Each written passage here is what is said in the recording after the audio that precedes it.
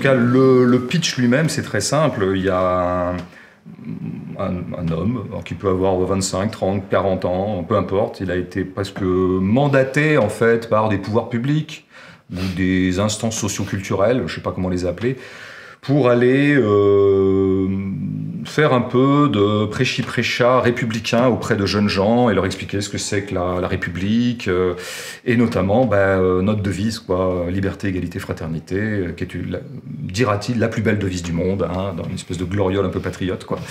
Et donc il va leur expliquer ça. Et là, le pitch de la devise, c'est qu'il est en train de répéter son speech aux élèves, aux enfants, aux ados, je sais pas trop.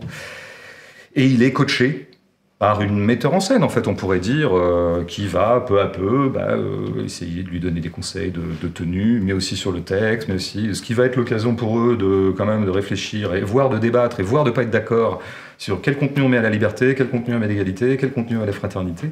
Donc ils vont...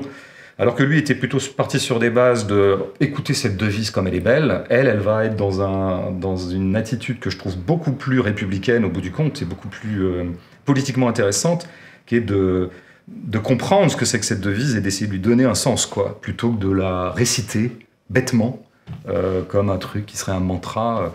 Donc elle lui donne une petite leçon de politique, en fait, cette coach. Voilà, en gros. Je crois que c'est à peu près ça qui se passe. C'est une petite pièce aussi assez courte. Ouais, hein. Ouais, 1 heure aussi. Vous faisait 1 heure ici. 1 heure, oui. Bah oui, puisque tu l'avais fait pour les classes, ça peut aller aussi dans les salles de classe, donc ça marche bien aussi auprès des élèves, quoi. C'était pensé comme ça. Ça a été pensé par Benoît Lambert, en fait, qui était un metteur en scène avec qui j'ai beaucoup travaillé, qui était directeur du CDN de Dijon à l'époque. Il m'avait demandé de penser à une petite forme qu'on pourrait vraiment trimballer partout. Alors, préférablement dans des classes, mais ça pouvait être... Il a été joué dans plein d'autres lieux. Mais ça va vite, quoi. Il y a 2 comédiens, on pose un bureau, bam, c'est fini. Moi, j'aime bien, en plus, cette idée-là, que le théâtre puisse se balader partout, côté très tôt, quoi. Mais à lui, Benoît m'avait quand même demandé, oui, et puis ça serait bien que tu fasses un truc sur la devise. Et c'est vrai que dans un premier temps, je lui avais dit, tu te fous de ma gueule, quoi. Je veux dire, moi, j'ai pas l'âme d'un instituteur républicain qui va aller expliquer aux jeunes gens à quel point, oh là là, vive la liberté, vive l'égalité. Et donc j'ai trouvé le truc, quoi. Ce qui m'a déclenché dans l'écriture, c'est quand je me suis dit, mais non, mais en fait, voilà, ça serait des gens qui interrogeraient la devise plutôt que de répandre la devise. Et là, bam, ça y est, j'avais mon... Au bout de 2 semaines, je lui ai écrit et je lui ai dit « Ok, c'est bon, je vais la faire ». Dans un premier temps, c'était un peu...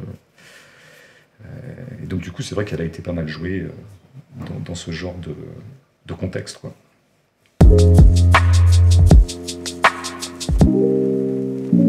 Bah après, c'est Yvonique. Yvonique, que tu connais bien, qui est venu me voir, justement, parce que je crois qu'il t'avait vu en disant « Voilà, tu m'as jamais écrit de pièce ». Ouais. Je crois qu'il y a beaucoup de gens qui doivent te dire ça, hein, apparemment. Enfin, c'est ce qu'on voit aux auteurs qu'on connaît. Écoute, le dernier, c'est pas si fréquent, mais c'est vrai que le dernier, c'est Leonardo DiCaprio. Ah oui, voilà. Mais il faut que tu écrives en anglais. Il y a 3 jours. C'est ça, ouais, d'accord. Il me dit, mais quand est-ce que tu veux You don't écrive me. You don't fuck my wife. Enfin, il m'a dit un truc comme ça, je vois bien. Et du coup, Yvonique est venu me voir, parce que je le connaissais un petit peu comme ça. Et il est venu me voir, pas mal de pièces que j'ai montées. Et puis, du coup, il m'a dit, bah voilà, François m'a donné une pièce. M'a proposé cette pièce, ou me l'a fait passer, et du coup, est-ce que ça te dit de la monter? Et comme j'aime beaucoup Yvonique, et puis je venais de tomber sur ton bouquin, là, l'histoire de ta bêtise, que j'avais beaucoup aimé aussi, qui m'avait fait du bien. Voilà, je sais pas si j'avais aimé ou pas, mais ça m'avait fait du bien. Et du coup, j'ai dit à Yvonique, bah ouais, carrément. Puis après, j'ai lu les autres pièces de François, et je me suis dit, bah, je vais monter d'autres pièces. Et voilà, c'est par Yvonique, en fait, qu'est venue la devise. Qui est aussi un super gars, hyper agréable. Ouais. Et j'aime bien aussi ça. C'est-à-dire que les gens avec qui on travaille, autant qu'on s'entende bien et que ça soit agréable, quoi.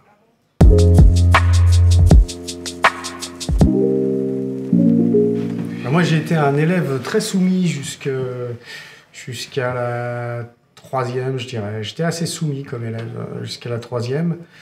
Et puis après, je suis parti, moi, en Algérie pendant 3 ans, entre la CM2 et la 5e. Enfin, j'ai fait ces 3 classes.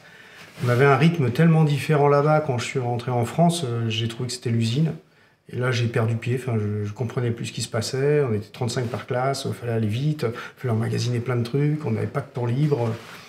Et puis, je sais pas, même les gens, je les trouvais bizarres ici, enfin, un peu... en Algérie, je veux dire, j'ai rencontré plein de gens qui n'avaient pas grand-chose qui donnaient tout. Là, ici, même un copain voulait pas filer un chewing-gum, je comprenais plus rien. Puis arrivé en seconde, je commençais à faire de la guitare, à faire de la musique, à faire du théâtre, à faire du sport. Voilà. Puis j'ai un peu décroché de l'école. À voir des filles. J'ai un peu décroché de l'école. Du coup, j'ai passé 5 ans au lycée. Et puis après, je me suis dit, bah non, c'est pas pour moi en fait. Voilà, j'ai eu du mal, vraiment. J'ai eu beaucoup de mal avec le système scolaire à partir du lycée, quoi. Je ne comprenais plus. Je ne comprenais plus pourquoi on faisait ça, pourquoi ça servait. Ça ne m'intéressait pas. Voilà. Alors des fois, je le dis pas aux élèves quand j'en rencontre. C'est important quand même, tu vois, même à mes enfants. Ouais. J'en ai pas mal en plus, donc faut pas que je déconne trop, mais en tant que parent, t'es obligé, quoi, un peu, quoi. Mais je leur cache pas la vérité. Moi, j'ai eu un parcours scolaire à peu près inverse. Bon, à partir de collège, j'ai vraiment pas aimé l'école. En revanche, moi, j'étais, oui, sans doute soumis aussi, mais d'une autre manière. Moi, j'étais fils d'enseignant en plus, donc comment dire, moi, ça s'est bien passé. J'étais vraiment un bon élève, même un premier de la classe pendant très longtemps, tout ça. Mais c'est justement ça qui m'a rendu très perplexe, quoi. C'était que j'ai compris tellement vite les règles du jeu, quoi, et que j'ai appliqué ces règles en étant un peu dégoûté des règles. J'ai vraiment fait en disant ah oui d'accord, c'est ça qu'on me demande. Ah bah je vais le faire. De toute façon, j'étais programmé socialement pour bien le faire. Donc j'ai réalisé mon programme, mais avec beaucoup de mépris pour moi-même en quelque sorte, pour le mépris. Et donc ce mépris m'est resté. J'ai très peu d'estime pour l'élève que j'ai été. J'ai plutôt de l'estime pour l'adolescent que j'ai été, mais l'élève que j'ai été, je pense. Bon, comme élève, je me fais froid dans le dos quand je repense à ce que j'étais. Une espèce de machine à gagner qui apprenait ses leçons comme tous les bons élèves. Il avait vraiment fait la part des choses entre ce qui est intéressant pour soi-même et ce qui est utile socialement. Et donc, je récitais comme un blaireau. Alors que par ailleurs, plein de choses pouvaient m'intéresser à la même époque. C'est très étrange. Donc j'en ai gardé un esprit très critique par rapport à l'école, sur lequel j'ai tendance parfois à parler publiquement et de façon un peu radicale. Mais peut-être pour pas trop pontifier, il y a un truc que je pourrais dire, c'est que quand j'étais prof, parce que je suis devenu prof par la suite, pour moi, l'exemple même de l'élève que j'aime bien et qui me paraît être à peu près respectable, c'est pas du tout celui qui respecte les règles. C'est pas non plus celui qui chie sur les règles, parce que lui, de toute façon, il va s'enfoncer aussi, et il se dessert lui-même, en plus de faire chier. C'est celui qui interroge les règles. Voilà. Moi, à chaque fois que j'avais un élève qui me demandait, mais qui interrogeait ce qu'on était en train de faire, mais en fait, pourquoi est-ce qu'on fait de la grammaire, monsieur ? Ça, j'adorais. Pour moi, ça, c'est l'élève parfait, parce qu'en fait, il a tout de suite un regard critique, qui n'est pas un regard méchant, qui n'est pas un regard de mauvaise volonté, genre j'ai pas envie de faire de la grammaire, mais en fait je comprends pas pourquoi est-ce qu'on fait ça plutôt qu'autre chose en fait, et pourquoi est-ce qu'on lit tel livre plutôt qu'un autre, et pourquoi en fait il y a des cours de français, et pourquoi il y a des cours de maths, et pourquoi ça, j'ai entendu des élèves parfois me dire ça, mais moi j'adorais ça. Moi, je dis ça parce que c'est ce qui peut me paraître un peu en lien avec la devise, justement, c'est si tu fais un cours d'éducation morale et civique, parce qu'il y en a un en quatrième, il faut voir ce que c'est vraiment pas la fête, quoi. Moi j'ai des copains profs, ils détestent enseigner ça, c'est une chierie, quoi. Parce que c'est nul, parce qu'on demande aux élèves d'appréhender, voilà, notre République elle est construite comme ça, c'est vraiment magnifique, on est supérieur à tout le monde entier, parce qu'on a inventé un système génial, on a une devise géniale, etc. J'y reviens pas. Je pense que dans ces cours-là, au contraire, on devrait susciter l'esprit critique sur c'est quoi notre démocratie, est-ce que vraiment on est en démocratie, mais sans pour autant que ça devienne une ZAD. Enfin, moi j'aimerais bien, d'un point de vue de strict tempérament, moi je veux bien que les choses soient des ZAD, c'est vrai, mais je suis raisonnable, j'allais pas comme prof susciter des émeutes anarchistes.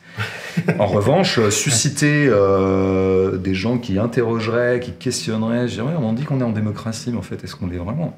Là, ça y est, c'est parti, quoi. Un élève qui pose cette question, pour moi, il est sauvé. Ouais. Je crois que c'est ça, moi, qui m'a manqué quand j'étais élève, en fait, d'avoir le courage de le faire. Parce que j'étais soumis, mais parce que j'étais timide. Je n'osais pas remettre en question l'adulte. Tu vois, et ça m'est resté longtemps, hein, tu vois, ce truc-là, même après aux institutions, j'ai eu du mal avec les institutions. Déjà, moi, quand j'étais jeune, je croyais que les banques, c'était des institutions sérieuses, quoi. Tu vois, honnêtes et sérieuses. Ah oui, tu reviens de loin. Ah oui, je voyais de loin, tu vois. Bon, quand j'ai compris maintenant, je suis un peu plus radical avec tout ça.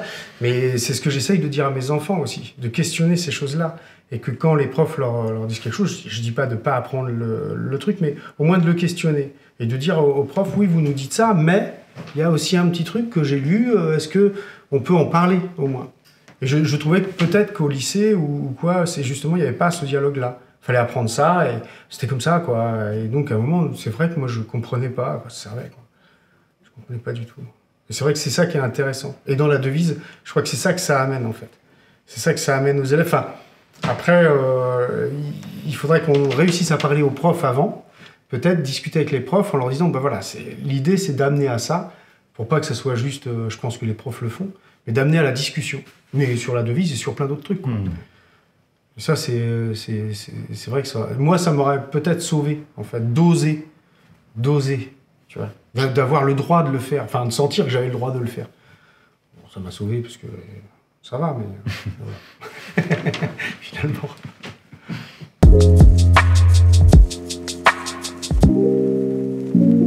C'est-à-dire que dans l'absolu, pour essayer d'être un peu simple, parce que c'est un gros dossier, moi, je me suis rendu compte, en fait, presque empiriquement, que j'utilisais très peu ce mot. Ce qui pourrait paraître bizarre. Et en fait, j'ai fini par comprendre pourquoi. Pour moi, c'est un mot qui n'est jamais suffisant. C'est-à-dire qu'on peut jamais... la revendication de liberté est une revendication toujours insuffisante parce qu'il faut immédiatement, derrière, juste après, préciser de quoi on parle. Parce que sinon, on ne parle de rien. Et donc, en fait, c'est une notion non suffisante. Donc, quand les gens disent « nous sommes pour la liberté », en fait, ils disent rien. Parce que ça peut être la liberté de tuer son prochain, ça peut être la liberté d'aller, je sais pas, moi, s'enchaîner pour empêcher les femmes d'avorter. Je prends des trucs qui me paraissent les plus détestables. Donc, en fait, par exemple, si on parle souvent de liberté d'expression, mais si deux personnes se mettent à débattre sur la liberté d'expression, en fait, on va vite se rendre compte qu'en fait, ils parlent pas de liberté d'expression, ils parlent d'autre chose. Ils vont établir ce qui est un niveau de décence de la parole dans une sociabilité, dans une nation, dans une communauté. Et des gens trouveront que c'est indécent de tenir des propos racistes, et donc voilà, on va réfréner la liberté d'expression. Donc en fait, quelqu'un qui dit qu'il est pour la liberté d'expression, en fait, il ment. Parce qu'en fait, très très vite, on peut lui proposer des contre-exemples où il dira « Ah ben non, bien sûr, non, mais là-dessus, je suis d'accord, ça peut pas s'exprimer. » Donc en fait, c'est vrai que c'est une mauvaise piste. Et donc dans la pièce, dans la devise, ce que la femme arrive à introduire comme réflexion et comme torsion par rapport aux bases de l'homme conférencier, c'est de lui dire, en fait, tu ne peux pas penser la liberté sans penser l'égalité. Voilà. Si tu dis vive la liberté, ça sera toujours, comme on dit très bien dans une certaine tradition politique, et elle redit cette formule très connue, hein, c'est la liberté du renard dans le poulailler. À partir du moment où il y a des forts et des faibles, le renard est plus fort que la poule. Si on décrète la liberté, ça sera toujours la liberté du fort d'aller niquer le faible. Et donc il faut immédiatement venir moduler ou pondérer la liberté avec la notion d'égalité. Sinon, donc c'est vraiment ce qu'elle lui dit. Ce qui est une leçon typiquement, je ne vais pas produire les grands mots, mais comment dire, le camp politique qui est plutôt porté sur la question sociale, c'est un peu son b.a.-ba, quoi. Ça a toujours été de dire, vous les libéraux, vous nous parlez en permanence de liberté, on ne sait pas trop de quoi vous parlez, en fait. Et nous, on va plutôt parler d'égalité, parce qu'en fait, la liberté sans égalité, c'est la lutte de tous contre tous, dont on sait bien qu'elle finit par faire gagner ceux qui étaient mieux armés dans la société, etc. etc. Donc là-dessus, le propos de la pièce est assez classique, quoi, d'un certain point de vue. Mais... En tout cas, c'est vrai que ces mots, ils ont du mal avec la fraternité aussi. Ils rament un peu sur la fraternité, parce que c'est des mots tellement mastoc. Ouais, puis c'est compliqué d'en parler en 2 minutes. Enfin, c'est compliqué, puis ça dépend du contexte. Ça dépend du contexte. Il y a des fois, on essaye de défendre la liberté par rapport aussi à notre vision du monde. Qu'est-ce que pour nous définit la liberté? C'est pas la même chose que pour celui d'à côté. Qu'est-ce qu'est la liberté de chacun? Du moment que, comme le dit l'adage aussi sur la liberté d'autrui, tu vois, du moment que tu mets pas en péril ou que tu portes atteinte à la personne, qu'est-ce que ça veut dire la liberté? Enfin, tu vois, c'est tout ça. Même la liberté d'expression ou la liberté de parole, qu'est-ce que ça veut dire? Tu vois, ça veut dire, est-ce qu'on a le droit d'exprimer des idées, même radicales, même fascistes? Tu vois, est-ce qu'on a le droit de les exprimer? Mais ça veut dire quoi, exprimer ces idées-là? Si exprimer des idées, en discuter, ça permet, si dans un cadre social où l'action physique et violente n'est pas admise, exprimer des idées, ça reste exprimer des idées. Et après, c'est une confrontation, quoi, c'est tout, de parole. Donc là, moi, j'ai pas de souci avec ça, du moment que ça dépasse pas le corps personnel, quoi. Du moment que moi, mon corps, t'y touches pas. Tu vois. Non, mais tu vois que tu portes pas atteinte à ça. Mais après, il y a aussi le côté psychologique. Voilà, c'est compliqué. Ouais, c'est super compliqué comme question. La liberté de monter un zoo. Non, mais tu vois. Ouais, tout à fait, c'est vrai.